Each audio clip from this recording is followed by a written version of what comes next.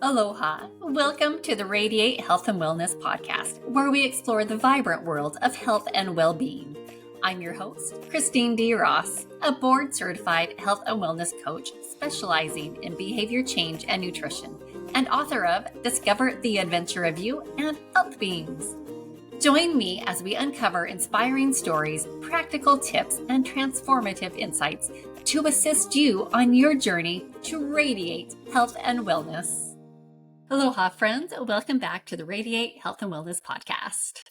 So today I'm taking you on a bit of a wild ride, one that was just completely new to me and might be new to you as well. So I'm talking about medical cannabis today, or Mary Jane, weed, pot, whatever you want to call it. And let me tell you, I had no idea what I was getting myself into. So, as many of you know, I've been sharing my cancer journey with you over the past few episodes, from my initial diagnosis to the steps I've taken to explore more holistic approaches to healing. So, I've made changes to my diet, eliminating foods that feed cancer and promoting healing from the inside out. I've been super aware of endocrine disruptors lurking in our everyday products and have swapped them out for healthier alternatives. And as I shared on my last podcast, incorporating daily detox remedies, my way of supporting my body to clear out toxins and optimize my health. But my story would not be complete without sharing my adventure down the rabbit hole with cannabis. So I had heard about the miraculous benefits of cannabis in the treatment and prevention of cancer, and I wanted to explore it a little further, even though I had just zero experience with it. So that's where today's episode picks up. My first steps into the world of medical cannabis. So today I'll be sharing how I found my doctor, what the process was like, and the highs, literally, and the lows of learning to incorporate cannabis into my healing journey. And it has been quite the experience, from experimenting with tinctures to having some just hilarious moments with my family. Plus, I'll be honest about the challenges I faced, like dealing with the pain after surgery and figuring out how much cannabis was too much. So, if you're curious about using cannabis, Mary Jane, marijuana, whatever you want to call it, as part of cancer treatment, or if you're just looking for a good laugh at my expense, stick around. You won't want to miss this episode. So, it all started while waiting for a flight at the Honolulu airport after one of my cancer patient visits. I was just left feeling so overwhelmed by the diagnosis, but eager to explore holistic options for treatment and for pain management. Now, I had heard of just many miraculous cures using marijuana, stories about people turning to it for serious conditions with life-changing results, even healing from cancer. I knew I wanted to explore more natural and holistic options for treatment and pain, but I had no idea where to start on this journey. But I was determined to find answers. I decided to call a friend who works at a dispensary. So she walked me through how to find a doctor and register with the Hawaii Medical Cannabis Registry program. She shared some insights into how cannabis could be used for cancer treatment and even recommended a few books to help me understand the process better. This whole new marijuana Mary Jane adventure felt like diving headfirst down a rabbit hole where nothing was clear and everything seemed a little surreal. I felt like Alice taking her first steps into Wonderland, curious, a little bit lost, and unsure of what I'd find on the other side. So I took the steps, found a doctor, made the appointment, and started the registration process online. And honestly, I didn't know what to expect when I went to see my cannabis doctor for the first time. Having never used marijuana before, the whole thing felt strange and a little intimidating, like Alice trying to navigate a world she'd never been in. But I was determined to learn everything I could and willing to do almost anything to treat my cancer naturally. So, my doctor was incredibly kind and knowledgeable, which helped me relax a little bit. And after going through my medical history, discussing my cancer diagnosis, he explained that cannabis could be a powerful tool in slowing down or even stopping the cancer growth. So it felt like discovering a secret door to a new world of healing. He also mentioned its potential use in prevention, which gave me hope for my journey ahead. And he emphasized one key thing right away: smoking cannabis is not the healthiest option, especially for someone trying to heal like me. And he made it clear that inhaling smoke could do so much more harm than good. So, like Alice, carefully choosing which potion to drink, I steered away from smoking and instead he introduced me to tinctures and edibles and vape. So it was a lot to take in, and I felt a bit like Alice standing at the table full of just strange bottles marked "Drink Me."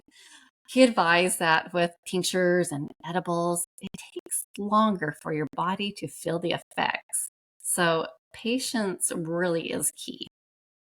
He recommended starting with a 50-50 mix of THC and CBD tincture. And he explained that this would be just a gentle start to help me ease into it. And suggested for me to track how long it took for the effects to hit and adjust my dosage based on that. So the doctor also suggested vaping as an alternative, especially for managing that post surgery pain. He said vaping works so much faster than tinctures, with where the edibles and the tinctures take a lot longer, like up to an hour to kick in. The vaping would be almost right away. So that would definitely be useful and quicker relief after the surgery. This was all new to me. So I talked to my doctor about, well, what if the effects are too much for me? Like, what do I do?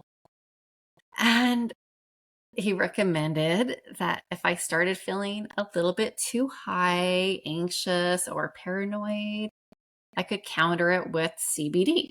So, kind of like Alice in Wonderland, eating a bit of mushroom to shrink back down to size after being so big. So, armed with all of this new advice and my new tinctures, I went home feeling cautiously optimistic. But that's where things took a turn into Wonderland for real. I didn't know how strong cannabis could be for someone who had never used it before. My first experience with THC was, let's just say, not what I expected. The high hit me harder than I anticipated. I felt like Alice again, who had taken too much of the potion and suddenly found herself way too big for the room. My mind just raced with paranoia. I was just so uncomfortable and I didn't want to admit it to anyone. So I just took quiet in my shell. So let me tell you a little story that happened during this little trial stage. And this was just days after I had started my first experiences with the tinctures. So my daughter had a little family get together with her boyfriend's parents at their house. Now, let me tell you, they're just very conservative. And there I was, high as a kite. I had barely told them the news about my cancer. And now I was trying to keep it together in front of them. I was so paranoid about being judged for using cannabis that I didn't let anyone in on the fact that I was just incredibly high. I tried to act normal, but apparently I just kept repeating, asking the same questions over and over again. So my daughter and my husband were in on it, but they did their best not to laugh. But I was just in that shell of fear. So then came another just awful experience about being high. My work days. Let me tell you, trying to work while high was like trying to navigate Wonderland with a monkey brain. I was still working as a corporate travel agent from home, taking calls to arrange travel. I remember listening to the clients while I was staring off into space, then starting to make the bookings, and then what was I thinking about? Oh, I don't know. I just like would forget halfway through the booking what I was even doing. And so I did my best to scramble through what thoughts I had left in that monkey mind of mine and collect any notes that I had had. My brain was in a fog, and the days felt like they just lasted forever. So at that time, I was really on a 24/7 high, and it really dumbed me down. But I was so determined to stick with it, believing that this would stop the cancer from growing, or at least until I could have the surgery to remove it. And it was frustrating trying to just find the right balance. And just like Alice again, who struggled to get that perfect amount of potion to stay the right size, I would take some THC to get high and then take some CBD to bring myself back down. But the balance was hard to strike. The CBD never seemed to make any difference, nor did trying different types of THC. I think I tried them all, from indicas, sativas, hybrids. Nothing made a difference. I was just constantly adjusting, trying to find that sweet spot that would leave me feeling just right, but it didn't seem to work. So then there was the surgery. I had already made up my mind that I wasn't going to take the prescribed oxycodone for pain. So, as I have shared before in previous episodes, my brother had struggled with oxy, and tragically, his life ended because of it. Now, that memory was still just too raw, too close, and I couldn't bring myself to go down that road. So I decided to rely on THC instead, hoping it would be some more natural, safer, less addictive option for managing the pain. So, to prepare myself before the surgery, I was still trying to figure out all the different ways to use cannabis effectively. But I had never smoked or vaped anything in my life before. So I was stepping into this world as just a complete beginner. A few days before the operation, I decided to try out the vape pen for the very first time. Let me tell you, this turned into just quite the family moment. Here I was, the mom who had always told her kids, stay away from marijuana, now asking them for advice on how to vape. It was just surreal, to say the least. My husband, son, daughter, and even her boyfriend were all there. They were trying to teach me how to inhale properly, and I could barely keep it together, just coughing uncontrollably, trying to figure out what I was even doing. I mean, I was just butchering the whole process. So I finally managed to get what they said was a good hit after a few failed attempts and an insane amount of coughing. But once I did, oh my goodness, the rest of the night just turned into pure laughter. I don't think I've laughed that hard in years, just tears streaming down my face. My kids were entertained at my expense, watching their once anti marijuana mom trying to navigate this whole new experience. So, just looking back, that night didn't quite prepare me for what was to come. I thought the little family moments and a few practices would set me up to use the vape for post surgical pain. But unfortunately, the reality of trying to vape after surgery was totally terrible. After the surgery, when the pain really hit, I tried to use the vape pen for the quicker relief as the doctor had suggested, but my body still wasn't used to it. And the coughing, it was just unbearable, with my chest and armpit still just so sore and painful from the surgery.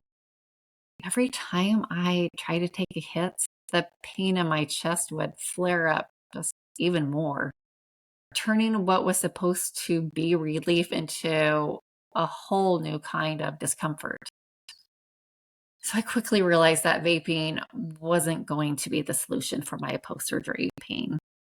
So I went back to the tinctures. I followed my doctor's advice. He had recommended using a higher dose of THC for the pain relief. But in theory, it sounded great, a natural alternative to opioids, and potentially helpful for slowing down the cancer's growth too. But as I quickly found out, the reality was different. When the pain hit after the surgery, I was radiant, or at least I thought I was. After failing the vape pen, I reached for the tinctures, increasing my dose just as the doctor suggested. But instead of feeling relief, I just found myself waiting and waiting and waiting for the THC to kick in and numb the pain. It just felt forever. And when it finally did start to work, the relief was just minimal. It barely took off the edge. And I was left feeling just completely stuck in the pain. I remember sitting there just feeling both disappointed and frustrated. I had pinned so much hope on this alternative treatment, convinced that THC would be the magic bullet to manage the pain without the risks of opioids. But it just wasn't enough. The high doses of THC I was taking only slightly dulled the pain, but never to the point of having any type of comfort. There was still this sharp, just aching pressure in my chest and armpit. Every time I moved it, it was just painful and just constantly reminding me of the surgery I had just been through. And in those moments, I felt just trapped. I wanted to believe that cannabis could be the answer, but my body was telling me something different. The pain was still there, unyielding, and the high from the THC didn't exactly help the matters. It wasn't just the pain, it was the mental fog that came with it. My brain felt like it was moving through molasses. Every thought seemed to come slower, and I was struggling to stay present and coherent. The cognitive effects of the THC on top of the physical pain left me feeling out of control, like I was fighting two battles at once, one in my body and one in my mind. So, looking back, I realized how much I had overestimated the power of THC for managing severe acute pain. It wasn't that cannabis didn't have its benefits, but for post surgical pain, it wasn't the right fit for me. I had hoped it would be a good choice, a more natural option, but instead, I ended up feeling helpless and vulnerable than I anticipated. The THC left me just enough relief to function, but not enough to feel comfortable. I was in just this limbo, feeling higher than a kite, but still in pain. And at times, the high itself was almost as overwhelming as the pain. I had to come to the solution that cannabis wasn't going to be the easy solution I had hoped it would be for pain relief, especially right after surgery. But I held on to my values and just bared through the pain. This journey with medical cannabis has been full of learning curves, from how it affected my daily life to how it worked in my healing process. It's been a mix of highs, literally, and some real challenges. Cannabis is not a cure all, but it can be an incredible tool, especially for prevention and managing some symptoms. But like any powerful tool, it's important to understand how to use it properly and to recognize that it's not always the right fit for everybody and every situation. So that's my story. My first experiences with cannabis, navigating the concerns, the struggles, and all the lessons I've picked up along the way. So I hope that by sharing this, I've shed some light for anyone considering cannabis as part of their healing journey. You're not alone in figuring it out, and it's definitely a process. So, mahalo to all of you who have been following this series. Your support truly means the world to me. So, in the next episode, I'll be diving into some personal struggles I've faced over the past 5 years as a cancer patient. And then I have some amazing guests planned for future episodes. There's still so much more to share, and I hope you'll join me for it.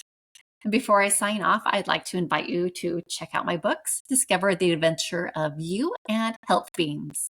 They've both been deeply inspired by my healing path and are filled with topics and tools, and insights, and stories that can serve as a guide to radiating health and wellness inside and out.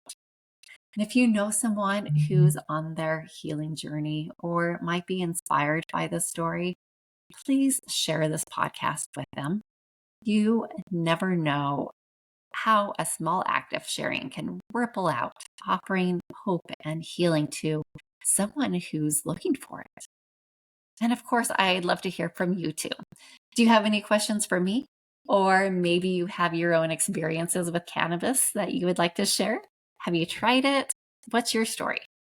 Feel free to reach out to me at radiate.hw@gmail.com or visit my website, radiatehealthandwellness.com, or connect with me on Facebook and Instagram, or simply leave a comment below. And lastly, don't forget to like and subscribe to this podcast so you will never miss an episode. By subscribing, you'll stay in the loop on future topics, updates on my journey, and more tips to support your health and well-being. So much mahalo for joining me today. Until next time, take care of yourself and remember to radiate health and wellness in all that you do.